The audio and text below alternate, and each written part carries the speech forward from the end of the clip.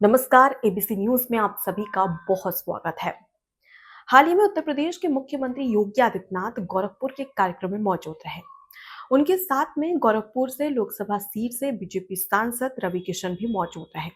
मुख्यमंत्री योगी आदित्यनाथ मंच पर कुछ ऐसा कह देते हैं जिसके बाद में जमकर हंसी के ठहाके लगते हैं, लेकिन वहीं दूसरी तरफ रवि किशन के होश उड़ जाते हैं और वो काफी ज्यादा शॉक्ड हो जाते हैं, आश्चर्यचकित हो जाते हैं कि आखिर मुख्यमंत्री ने क्या कह दिया। ऐसा क्या हुआ है जिसके चलते लोग हंस रहे हैं, मुख्यमंत्री योगी आदित्यनाथ हंस रहे हैं, लेकिन रवि किशन चौंक गए हैं।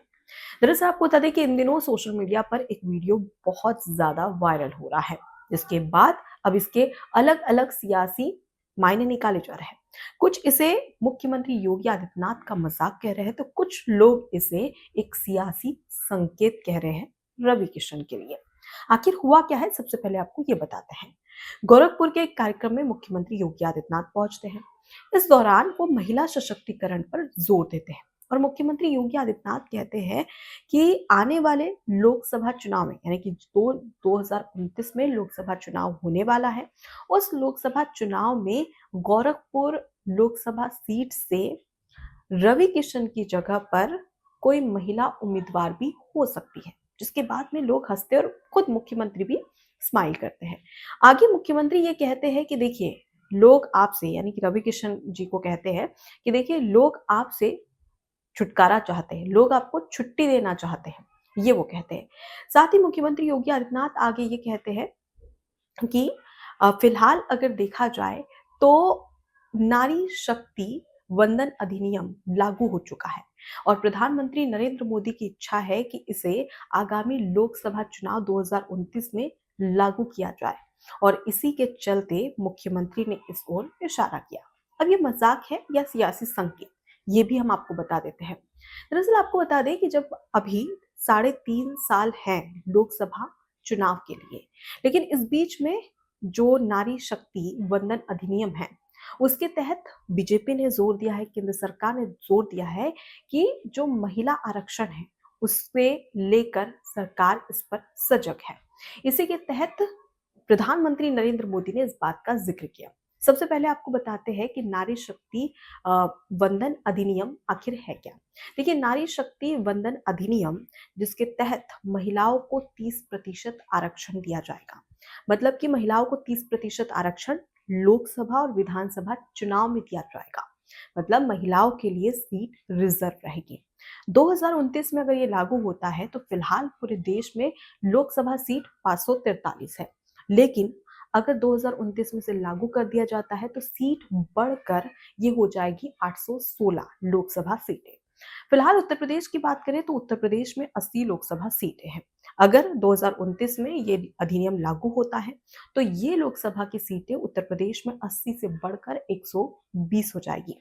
इसमें से जो 40 सीट है वो महिला के लिए आरक्षित हो जाएगी। अब ये रही इस अधिनियम की बात। अब आते हैं मुद्दे पर। गोरखपुर लोकसभा सीट वो सीट है जब मुख्यमंत्री योगी आदित्यनाथ ने अपनी राजनीतिक पारी की शुरुआत की थी। 1996 में उन्होंने पहला लोकसभा चुनाव यहां से लड़ा था, गोरखपुर सीट से, जिसके बाद में वो जीते। उसके बाद वो लगातार जीतते रहे और 2014 तक मुख्यमंत्री लगातार इसी सीट से यहाँ पर सांसद रहे। लेकिन जब उन्हें 2017 में मुख्यमंत्री चुना गया तो उन्हें अपनी ये सीट छोड़नी पड़ी। और जब ये सीट छोड़नी पड़ी तो उसके बाद में सीट पर उपचुनाव हुए, जिसमें समाजवादी पार्टी जीत जाती है और भारतीय जनता पार्टी की हार होती है। उसके बाद एंट्री होती है रवि किशन की।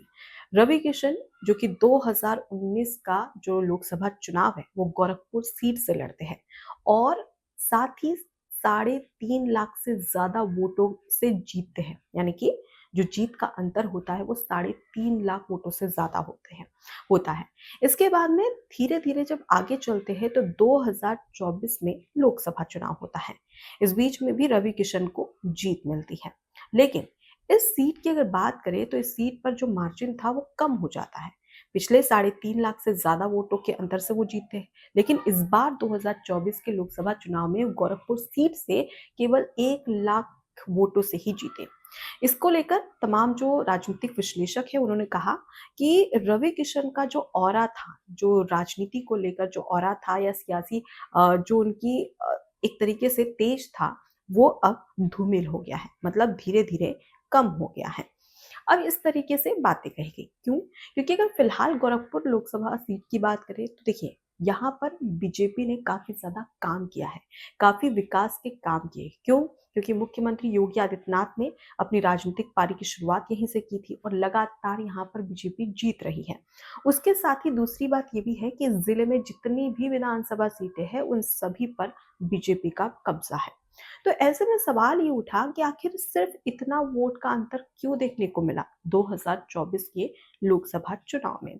और यही वजह है कि बीजेपी अब रिस्क नहीं लेना चाहती है, जिसके तहत ये कहा जा रहा है कि अगर नारी शक्ति वंदन अधिनियम लागू होता है तो गोरखपुर सीट उन सीटों में आ सकती है जहां पर ये सीट महिलाओं के लिए रिजर्व हो सकती है। और मुख्यमंत्री योगी आदित्यनाथ ने इसी ओर इशारा किया है। मतलब कि साफ है कि आने वाले लोकसभा चुनाव में काफी ज्यादा बदलाव हमें देखने को मिलेगा। क्यों? क्योंकि इस बार एंट्री हो रही है नारी शक्ति वंदन अधिनियम की, जहां पर केंद्र सरकार महिलाओं के सशक्तिकरण पर जोर दे रही है। तो दूसरी तरफ रवि किशन, जो अब सवाल ये उठता है कि अगर ये महिला रिजर्व सीट हो गई तो फिर रवि किशन क्या किसी दूसरी लोकसभा सीट से चुनाव लड़ेंगे भी या नहीं लड़ेंगे? और अगर ये जो गोरखपुर लोकसभा सीट है, अगर वो महिलाओं के लिए रिजर्व नहीं होती है 2029 के लोकसभा चुनाव में, तो क्या इसी सीट पर दोबारा से रवि किशन को बीजेपी मौका देगी?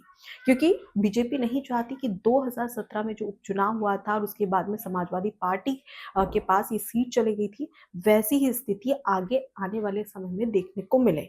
ऐसे में वो रिस्क नहीं लेना चाहती है और यही वजह है कि मुख्यमंत्री के इस वीडियो को लेकर, उनके इस बयान को लेकर अलग-अलग सियासी संकेत, सियासी मायने निकाले जा रहे हैं। फिलहाल मुख्यमंत्री योगी आदित्यनाथ का जो वीडियो है वो सोशल मीडिया पर लगातार वायरल हो रहा है। आप भी देखिए कि किस तरीके से हंसते-हंसते रवि किशन को मुख्यमंत्री योगी आदित्यनाथ चिंता में डाल गए। देखिए। और मैं मानता हूं कि जब अगला चुनाव आएगा तो रवि किशन की सीट पर भी कोई महिला दावेदार हो सकती है।